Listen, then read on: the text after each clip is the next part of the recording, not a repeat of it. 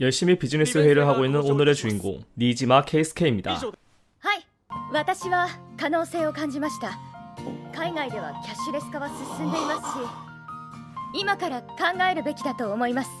이 여성은 같은 직장 동료 코가 타카에로 열심히 일하는 케이스케에게 호감을 느끼는데요. ありがとうございます。もしよかったら行きましょう。うわー、いいんですか？手作りが嫌じゃなかったらどうぞ。 그렇게 케이스케는 타카의 도시락을 정신없이 흡입하기 시작하는데 おいしいな。本当に嬉しい。 그렇게 서로 호감을 느낀 둘은 결혼 후 아이까지 가지게 되고 누구보다 행복한 나날을 보내고 있었습니다. お弁当忘れないで。ありがとう。行ってきます。気をつけてな。わかってる。もう。あ、俺も行かないと。はい、今日のお弁当。いつもすまない。 하지만 그로부터 10년 뒤 10年前のあの日から時間は止まってしまった。 집으로 돌아온 케이스케는 어느덧 성인이 된 마이와 저녁 식사를 먹으며 과거를 회상하는데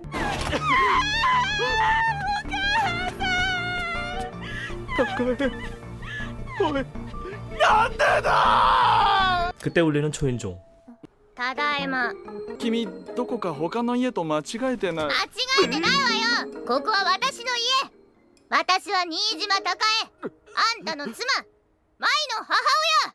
자신이 죽었던 아내라 주장하는 초등학생. 케이스케는 자세한 이야기를 하기 위해 의문의 여자아이를 거실로 안내합니다. 最後に行った家族旅行は能登半島で、あなたが携帯をなくした上に迷子になったせいで、私と舞にこっぴどく怒られたわよね。他に何を言えばいい？ いや、けどなんで？ 너무나도 니지마 가족의 가정사에 대해 자세히 알고 있는 여자아이. まあ輪廻転生ってやつじゃない？ 비록 초등학생의 모습이지만 10년 만에 돌아온 타카이를 보며 케이스케는 눈물을 글썽거리는데 감동의 재에도 잠시 타카이는 불같이 화를 내기 시작합니다. 夕飯だけは何があっても彩りある食卓にしようって決めたでしょ。シストでもそれが家庭にとってどれだけ大事なことかも説明したじゃない。 1층을 가는 타카이를 보며 케이스케와 마이는 확신을 가지는데요. 잠시 후 とりあえず今の家庭に帰るわ。まずは食生活から見直すわよ。月水木はお弁当作ってあげるから。はい、すみません。ただこんな形だけどあなたと舞の成長を見られるのは正直めちゃくちゃ嬉しいわ。 케이스케는 북차오르는 재회의 감동을 억누르지 못하고 타카이에게 달려갑니다. やめなさい。事案になるわよ。高江に会いたかった。本当にお前が全てだった。お前とずっと一緒にいることだけが生きがいだったんだ。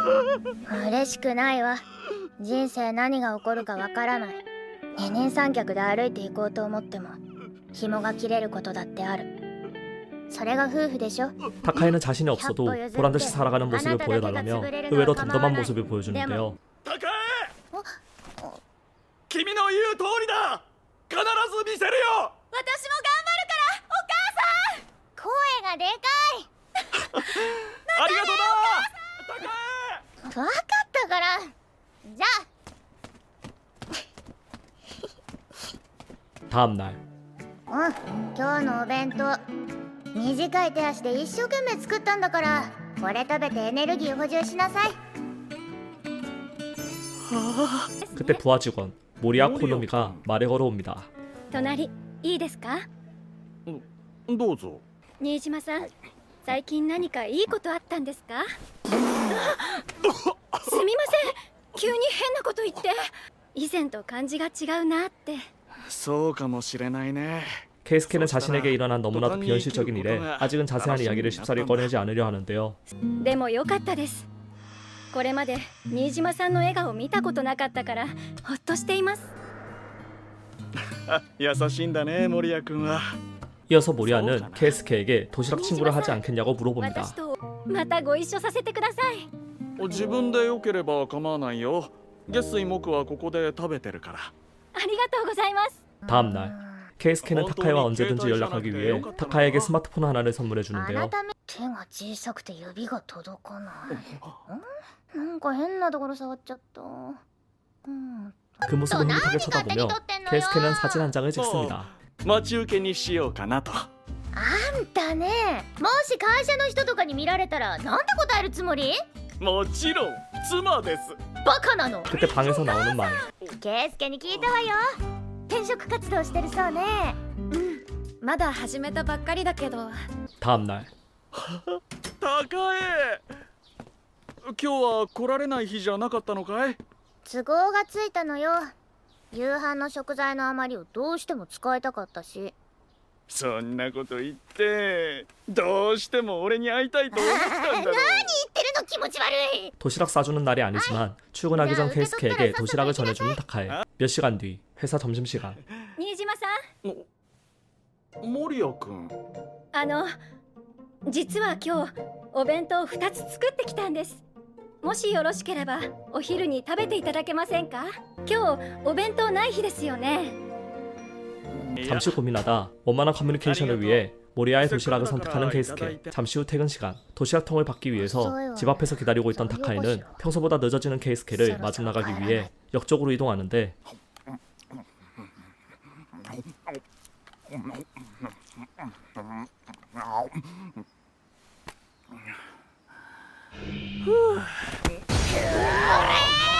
케이스케는 도시락을 못 먹을 이유를 사실대로 타카에게 이야기합니다.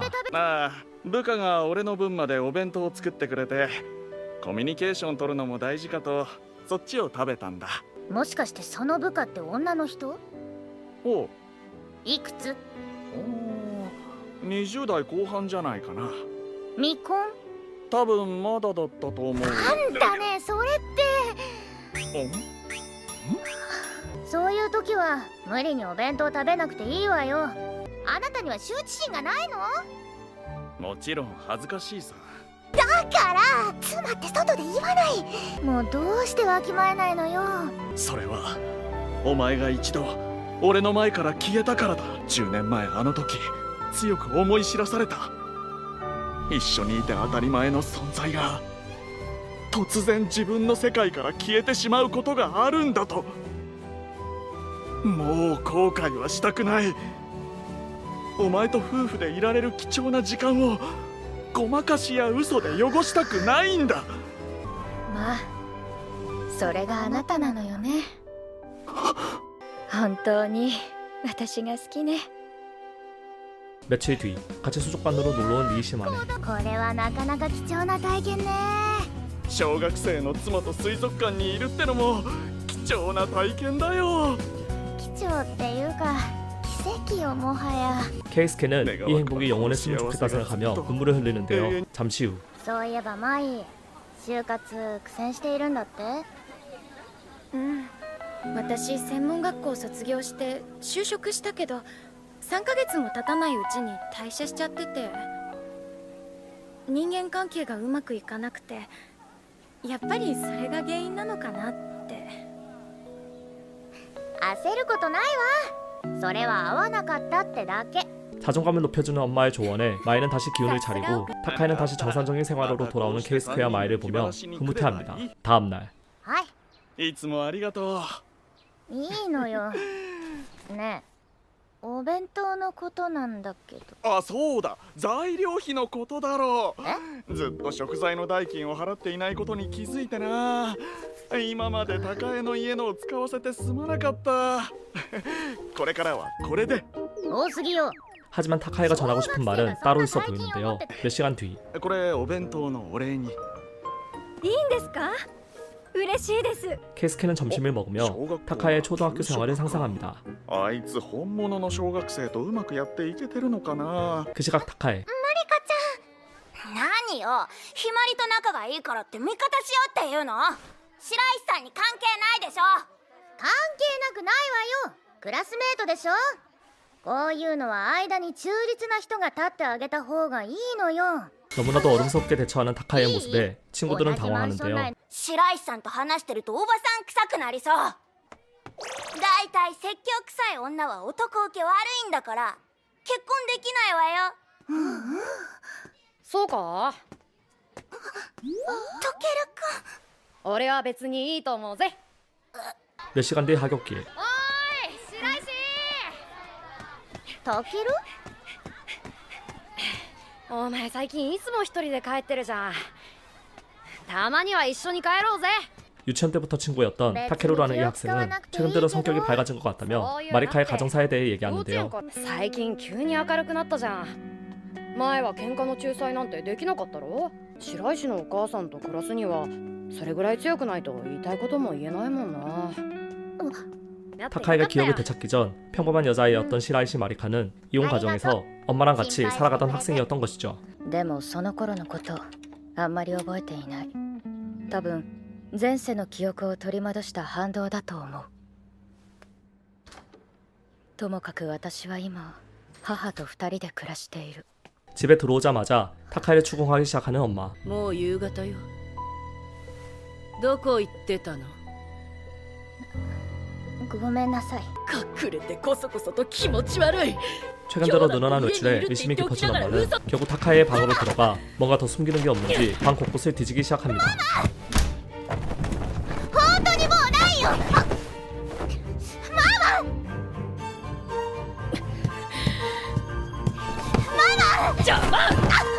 케이스케에게 받은 스마트폰이 들어있는 서랍을 열기 직전 타이밍 좋게 전화가 걸려오는데요. ああ、連絡ないからさ。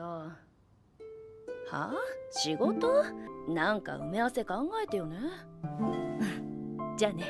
전화가 끝난 뒤 잠시 감정에 누그러든 엄마는 타카이에게 경고 후 다시 방으로 돌아갑니다. 今度また騙したら覚悟しなさいよ。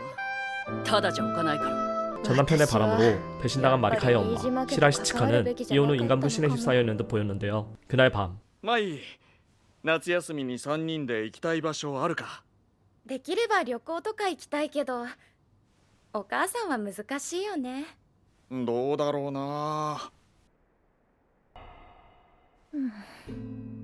아무래도 가정 분위기상 당분간 외출은 어렵다고 판단한 타카이는 거절하려는데 空いてる空いてる。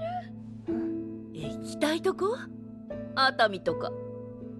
嘘マジいいの？ 통화를 엿드는 타카이는 엄마가 외출을 하는 7월 28일 당일치기 여행 약속을 잡습니다. お母さんから返信来たぞ。7月28日なら空いてるそうだ。その日って。よーし、じゃあ早速プランを考えようか。 그리고 침대에 누워 잠시 생각에 잠기는데요. 一目見て満足しようと思ってたのに、あまりにも私の死を引きずったままの圭介を見てつい関わってしまったけど、そうすべきではなかったのかも。次に会った時伝えよう。もう会わない。 약속한 7월 28일 셋은 해바라기 명소에서 사진을 찍으며 즐거운 시간을 보내는데 몇 시간 뒤 벤치에 앉아 잠시 휴식을 취하는 타카이와 마이. 마이는 고민에 잠겨있는 듯 보이는 엄마를 보며 무슨 고민이 있는지 물어봅니다. 平気よ。いつよ。まだまだ元気。言ったら二人は。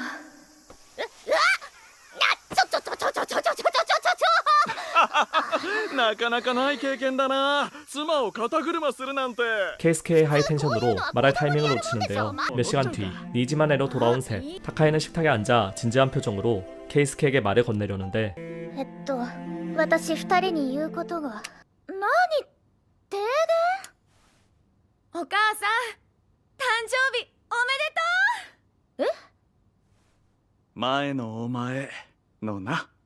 알고 보니 7월 28일은 생전 타카이의 생일이었던 것입니다. ハッピーバースデーお母さん。おめでとう、高江。 이런 즐거운 생활을 포기하고 다시 시라이시 치카의 딸 마리카로서의 생활으로 돌아가야 하는지 타카이는 깊은 고민에 잠기는데요. 先にトイレ行ってくるから。お母さん、元気出たかな。今日様子が少し変だったからな。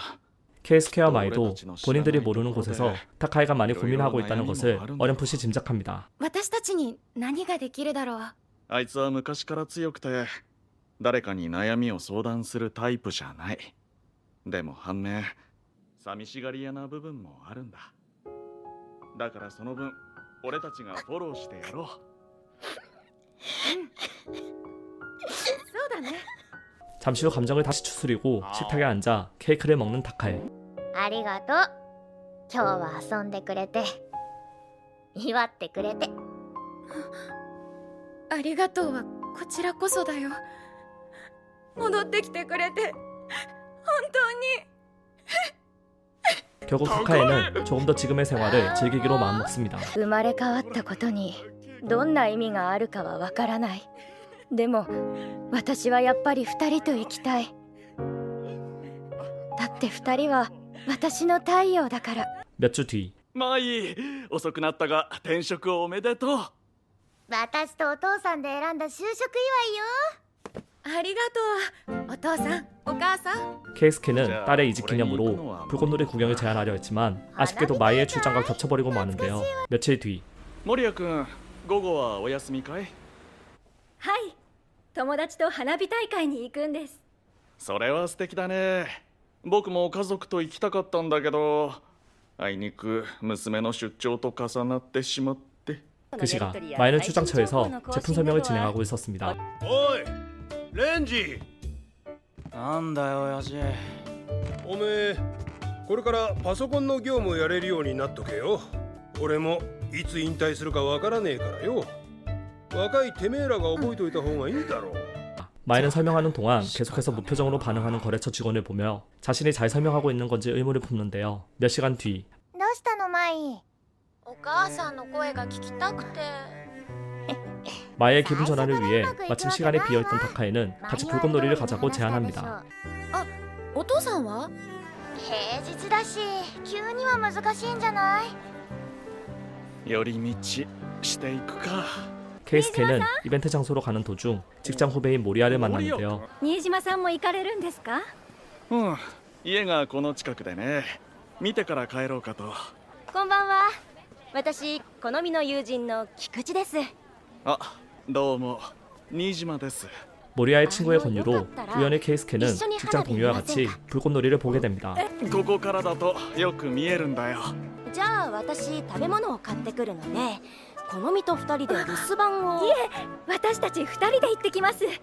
ああ、気をつけて。しおりどういうつもり？急に新島さん誘うなんて。行けなかった？行けなくはないけど。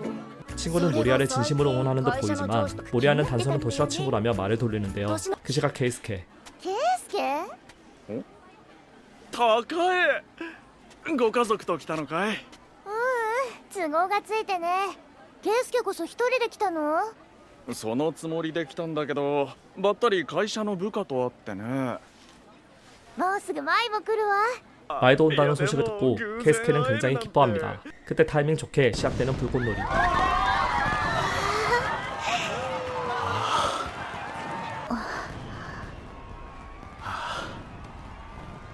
잠시 후 간식거리를 사러 갔던 모리아가 돌아오는데요. そちらのお嬢さんは？あは、この子は私のもしかしてケイスケおじさんの会社の方ですか？はい。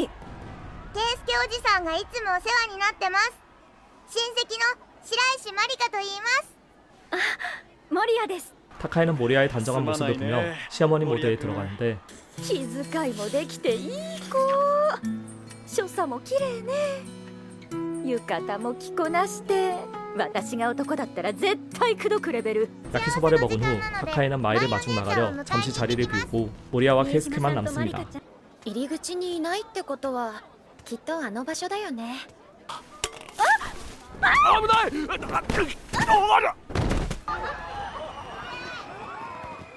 무언가 단단히 오해해버린 마이. マイお姉ちゃん、実はケイスケおじさんと会社の人たちと会って一緒に花火を見よう。 그렇게 가족끼리 보는 화목한 불꽃놀이는 결국 물 건너가고 케이스케는 집으로 돌아와 마이와 이야기를 하게 되는데 お父さん、あの人とどんな関係なの？守谷君とは最近仲良くさせてもらってるんだ。一緒にお昼ご飯を食べたりね。一緒に？ 케이스케는 단순히 같이 점심을 먹는 회사 친구라고 솔직하게 얘기하지만 마이는 조금 다르게 받아들이는 듯 보입니다. あんな若い人と友達っておかしいでしょ。どうしてあんなに怒ってるんだ。 타카에는 마이의 반응에 크게 놀라지 않아 하며 이렇게까지 과민 반응하는 마이의 원인은 케이스케에게도 있다며 일침을 나누는데요. またこうして家族で集まれて本当に幸せなんだと思う。だからこそそこに他人が入り込むことが受け入れられないのよ。 케이스케에게 쓴소리를 했지만 타카이는 마이의 방으로 들어가 케이스케를 변호해 줍니다. ごめんなさい。ちょっときつい言い方した。綺麗な人だったよね。一緒にいればお父さんだって心変わりすることもあるかもしれない。お母さんがいるのに。お父さんは今社会的には独身よ。何も問題はないわ。お母さん。 다시 엄마를 잃고 싶지 않은 마이의 진심을 들으며 케이스케는 잠시 거실로 둘을 부르는데요.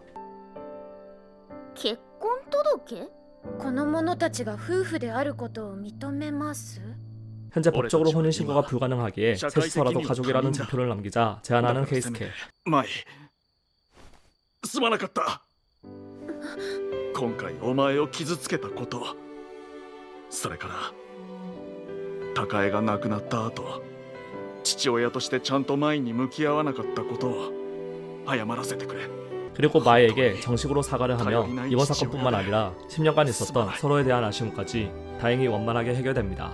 高江、この10年再婚を勧める人もいたけど、俺はどうしても君以外の人は考えられなかった。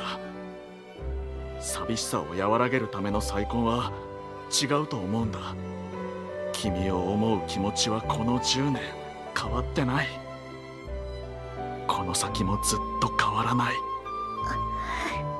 며칠 뒤 이전에 갔던 무뚝뚝한 거래처 직원을 만나러 가는 날이라 더욱 긴장하고 있는 마이. お父さんは気難しそうなお客さんには何を気をつけてた？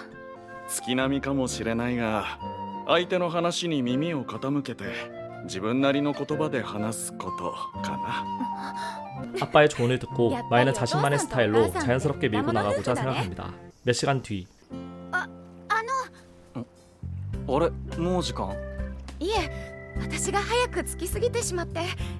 前回はありがとうございました。もしよろしければ前回悪かった点など教えていただけませんか？ 직원은 자기가 컴맹이기 때문에 잘 몰라서 그랬을 뿐이지 마이의 설명에는 아무런 문제가 없었다 얘기해 주는데요. 낚시를 마치고 정리를 하는 아이카와 렌즈에게 마이는 가볍게 스몰 토크를 던지는데 海のそばに住むって素敵ですね。怖い部分もあるけどな。一度荒れてしまうと山のような高波が襲ってくるんだ。昼間でも真っ黒な波が何もかも飲み込む。8年前俺のダチも飲み込まれて遺体も上がらない。 슬픈 일을 겪고도 자신을 잃지 않고 살아가는 아이카의 모습을 보며 마이는 진심으로 멋지다고 생각합니다. 몇 시간 뒤 타카인의 집. 連絡がないってことは今日の出張はうまくいったのかしら。よし。 다음날 교과서를 챙기고 잠시 장을 보러 나오는데요. マリカちゃん？森谷お姉さん。 잠시 후 파야의 양이 너무 많다며 타카에게 나눠주는 모리아. 그런 상냥한 모리아의 모습을 보며 타카이는 좀 더 모리아를 알아보려 합니다. 森谷お姉さんはケイスケおじさんと仲がいいんですよね。一緒にお弁当を食べるようになってね、話すことが増えたの。好きなんですか？そんなこと思ったことないよ。私たちは本当に単なるお友達なの。そうなんですか。 모리아는 좋아한다는 감정보다는 존경의 의미가 더 크다고 얘기하는데요. ようやく最近話せるようになったの。最近なんですか？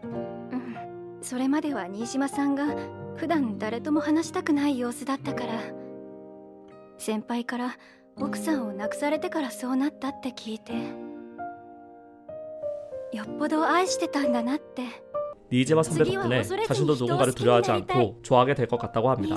그렇게 모리아에 대해 조금 알게 된 타카에. 잠시 후 あんな優しい子の手助けをケイスケが担っていたなんてなんだか嬉しいわ。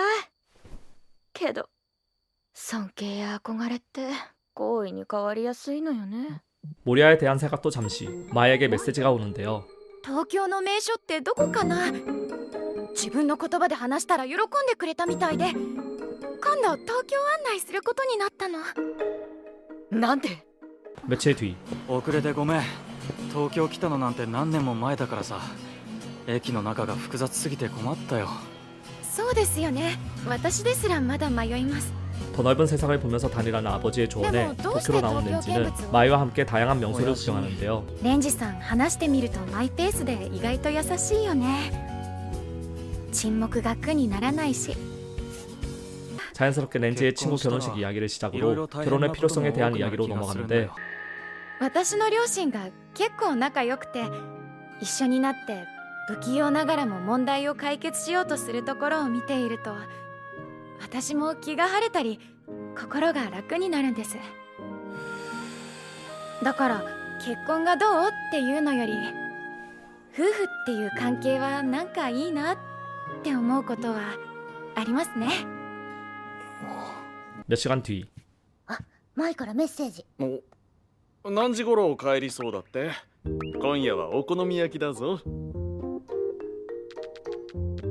それは舞の気持ちによるわ。舞がいいなと思うならその気持ちを大事にして。 순조롭게 연애를 이어나가는 딸의 모습에 타카이는 흐뭇해하는데요. そういえばママも今夜はデートよね。最近回数多いわね。デートの翌日は機嫌がいいからいいけど。 그 시각 마리카의 엄마 치카 大変申し訳ありませんでした。店員ね。唐揚げ弁当100個よろしく。なんだ、ヒロキか。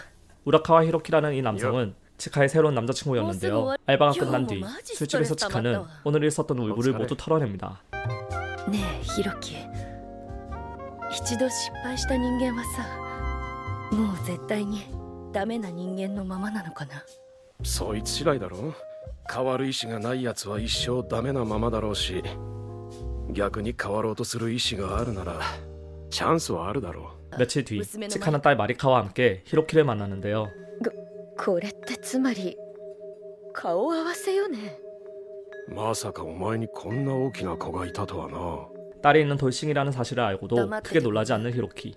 それでさ、先々のこともあるし、いっそ今のところ引き払って3人で一緒に住んじゃおうかと思うんだけど。 갑작스런 이사 소식에 타카이는 깜짝 놀랍니다. 잠시 치카가 화장실에 간 사이 히로키는 타카에게 말을 거는데요. わがままでしょ、お母さん。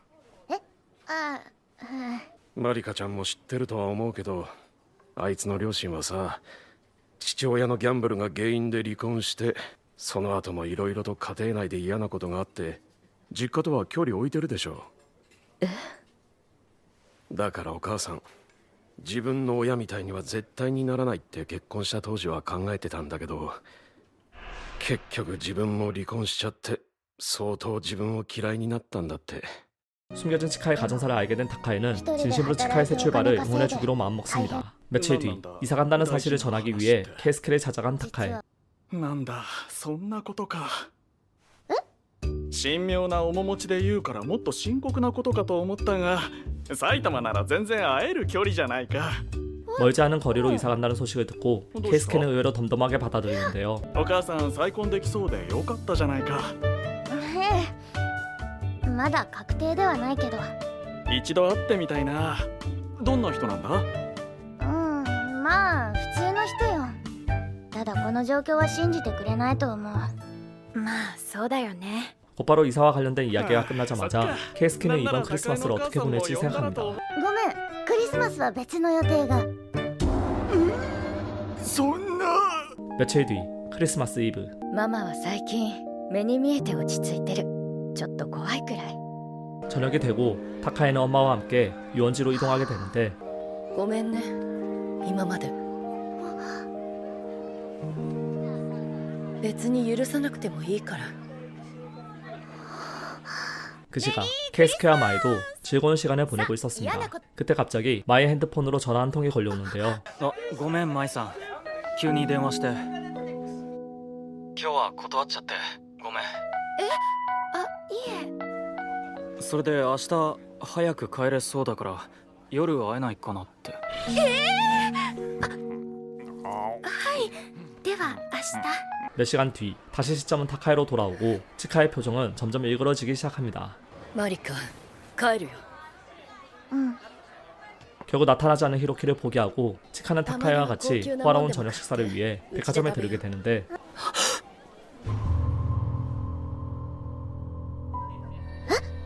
これって。パパ、今日のケーキはね、僕が選んだんだ。そうなのか？予約するの大変だったのよ。 곧바로 치카는 히로키에게 다가갑니다.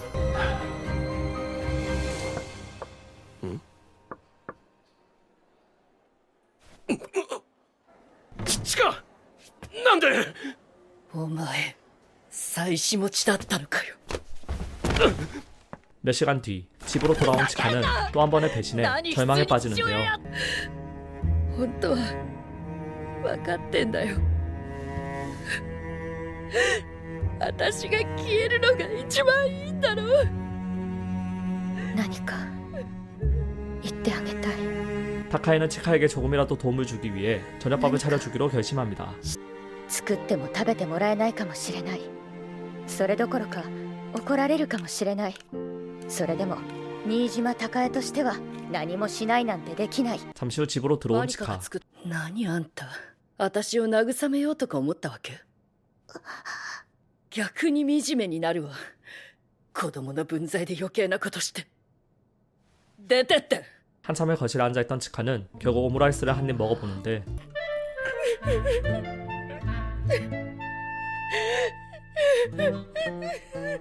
며칠 뒤 타카이는 이사를 가지 않게 됐다고 케이스케에게 말합니다. 俺たちにとって引っ越しがなくなったのは嬉しいことだが、そちらの家庭のことを思うとな。そんなこと言ってお父さん実は内心めちゃくちゃ嬉しいでしょ。そりゃすまん。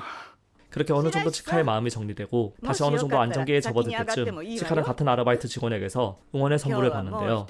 これよかったら私の実家のお土産娘さんにも分けてちょうだい。 잠시 후 집으로 돌아온 치카. もしもし、チカ、ママだよ。悪いんだけどさ、ちょっとでいいから金貸してくれない？せっかく。マリカ、甘いものもらってきたんだけど。入るわよ。 치카는 딸 마리카를 찾기 위해 동네를 수색하기 시작합니다. 그렇게 수색을 시작하고 얼마 지나지 않아 마리카를 발견하는데요. マリカ、 그렇게 뒤를 미행해 보기 시작합니다. 一体いつから？それに何よりあの喋り方、雰囲気。本当にマリカ？ 니지마 내에서 나오는 마리카를 곧바로 추궁하기 시작하는 マリ 치카. カ。ねえマリカ。あいつら誰？どんな関係？なんでママがここに？まさか見られた？なんで黙ってんだよ。誰なのよ、誰？ 그 장면을 발견한 케이스케는 곧바로 제지하는데 何してるんだあなたは。あんたこそ一体誰？うちの子とどういう関係？あなたがこの子の母親。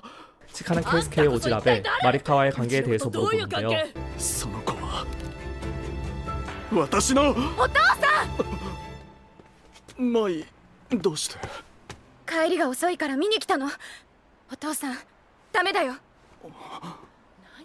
일이 커질 것 같자 일단 치카는 딸 마리카를 데리고 집으로 돌아갑니다. 잠시 후 스마트폰도 집에 놔두고 가버려 연락을 취할 방법이 없는 케이스케와 마이는 타카이를 걱정하는데요. もう正直に話した方がいいんじゃないか。ダメだよ。生まれ変わりだなんてどうやっても説明できないよ。でも事実なんだぞ。心を尽くして二人で説明すれば。親に内緒で小学生の女の子に会うような不審者を信じられるわけがないよ。 그 시간 집으로 돌아온 타카이와 치카. もう一度だけ聞くわ。あいつらとどんな関係？言わないと。 그렇게 손찌검을 하려는 순간 자신이 겪었던 유년 시절을 떠올리며 간신히 이성의 끈을 붙잡은 치카는 감정을 추스리며 방으로 들어갑니다. スマホ置いてきちゃったのは痛いわね。ママも彼氏とのことがあったばかりなのに娘の知らない一面を見たら動揺するわよね。 그때 침대 밑에서 한 상자를 발견하는데요. 何これ？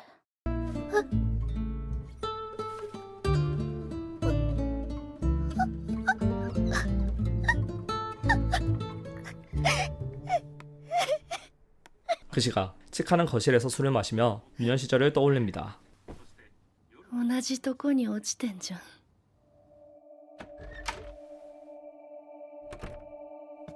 치카는 잦은 가정폭력과 불안정한 환경에서 정말 힘든 유년 시절을 보냈는데요. 返せよ、私のバイト代。あ？お前をここまで育てるのにこんなんじゃ全然足りないよ。母親らしいことなんて何一つしてもらったことなかった。だからこんなクズみたいな親には絶対ならないって何度も誓った。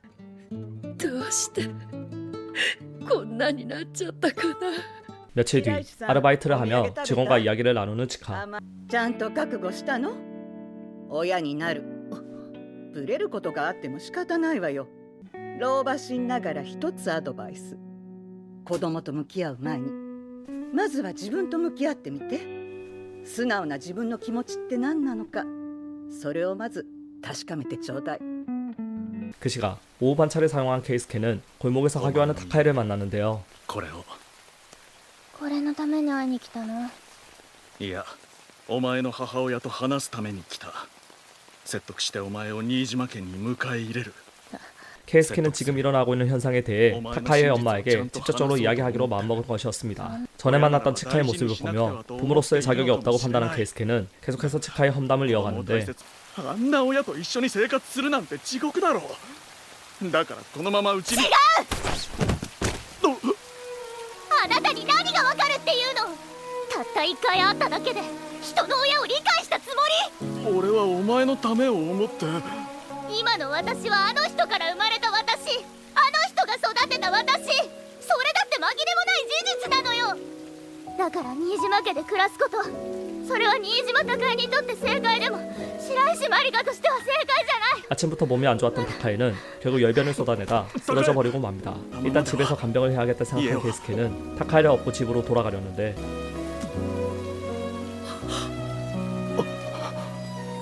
마리카! 마리카 どうしたの？熱ママ。 早くうちに。 정신을 잃은 타카이는 이전 마리카가 가지고 있던 기억의 꿈을 꿉니다.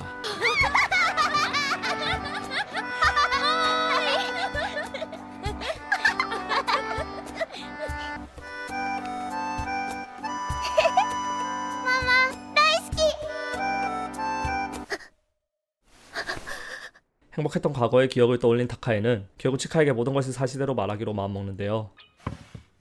高江からだ。熱は下がったわ。元気になったらママに本当のことを話したい。圭介にも立ち会ってほしいの。 며칠 뒤 시라이시 가족의 집. 前世の妻の記憶が彼女の中に内在している。私の妻は10年前に交通事故で亡くなった。これは憶測だが、おそらくそのタイミングで魂か何かがあなたに宿り、この子が生まれた。 역시나 치카는 황당무계한 이야기를 받아들이지 못합니다. 하지만 타카이는 이어서 그의 말에 힘을 실어주는데요. 私が死んでボロボロになってた家族を見たら放っておけなかった。妻として母として助けたかった。 셋에 정확하게 맞아떨어지는 정황에 처음에는 헛소리라 생각했던 치카도 점점 그의 말을 믿기 시작하는데 彼女の記憶が戻ったのは昨年の4月だ。そのあたりでも最近でも何か彼女に関して変化を感じたことはなかったか。そんなことあるわけな。でもそれは。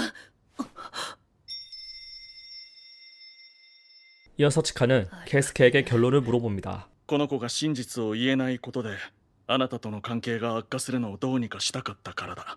実を言うとあなたが母親として未熟に見えて彼女を引き取りたいと思っていた。だが看病する姿を見て私自身があなたという人間をちゃんと理解してなかったと気づいた。だから私は問いたい。あなたはどうしたい？ 자신이 진짜 딸이 아니라는 것을 깨달은 치카는 딸 마리카를 포기해야 하나 생각했지만 그때 사진 하나를 꺼내는 타카에. 私は新島孝恵の記憶があっても白石まりかなの。ママから生まれてママに育てられた。これも事実。それだけはちゃんと伝えておきたい。 한참을 고민하다 치카는 자신의 딸 시라이시 마리카와 계속 살아가고 싶다고 답하는데요. どんな事情があろうと育児を投げやりにしてきたことを私は絶対に許さない。あなたがこれから変わっていけるとも思っていない。もし今後あなたが少しでもこの子に愛のない仕打ちをした場合、その時はあなたからこの子を引き離す。だが今はまだこの子がいるべき場所はこの家だと思う。 그렇게 케이스케와 마이를 떠나보내고 치카와 이야기를 하는 타카에. マリカはまだ私のこと母親だと思ってくれてるのかな。ママはママだよ。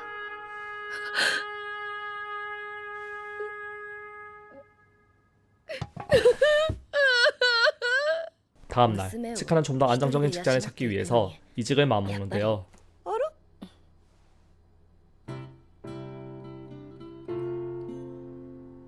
あの人マリカちゃんの。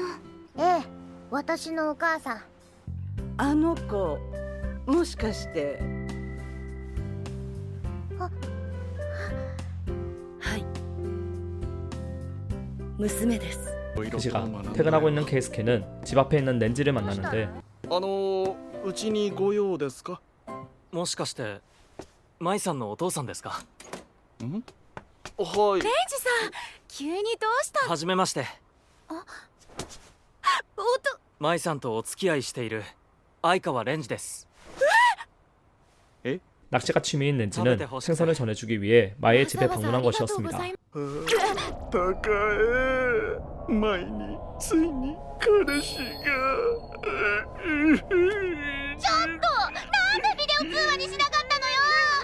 私も見たかった、前の彼ピー。 며칠 뒤 魚釣り？うん、レンジさんが誘ってくれて。ゆっくり話したいし、お父さん釣りが気に入ると思うんだ。なぜか自信あるみたいで。 마이는 침울해져 있는 아빠랑 같이 가는 게 걱정되어 엄마도 같이 낚시를 갈 수 없냐 물어보는데요. 잠시 후 さ、ママ。再来週の日曜日に新島家の人たちと出かけてもいい？マリカの前世の家族と。そう。 심적으로 안정이 된 치카는 예전과는 다르게 차분한 표정으로 타카의 외출을 허락합니다. 며칠 뒤 こいつが船を出してくれる小枝です。はじめまして。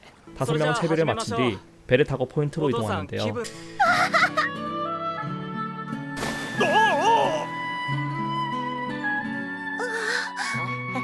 그렇게 다들 즐거운 낚시를 즐기고 잠시 미끼를 얻기 위해 마이는 렌지가 있는 쪽으로 이동합니다.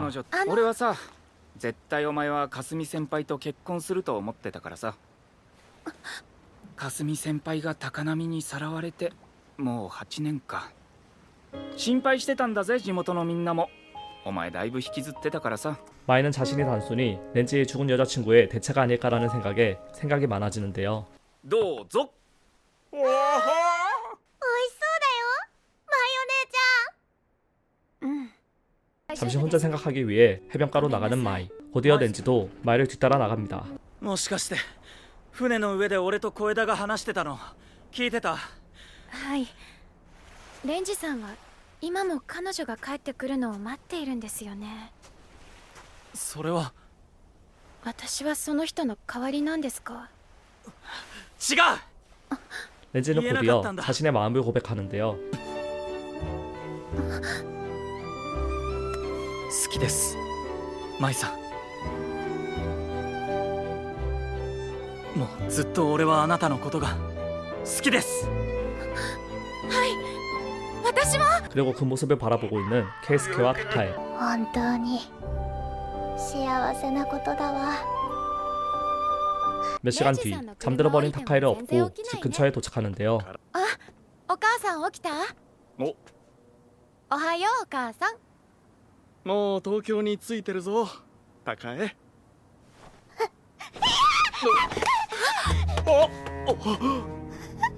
高江。